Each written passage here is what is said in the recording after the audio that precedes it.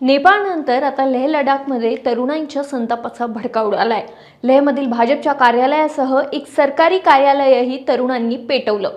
पोलिसांच्या वाहनांना आग लावली, तुफान दगडफेक केली। पण लेहमध्ये तरुण एवढे आक्रमक का झाले? यामागचं नेमकं कारण काय? त्यांच्या मागण्या काय आहेत?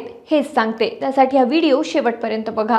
मागील काही महिन्यांपासून लडाखमध्ये खदखद आहे। भारतीय राज्यघटनेच्या 6व्या अनुसूचीमध्ये समाविष्ट करण्यासह राज्याचा दर्जा देण्याच्या मागणीने लडाखमध्ये जोर धरलाय।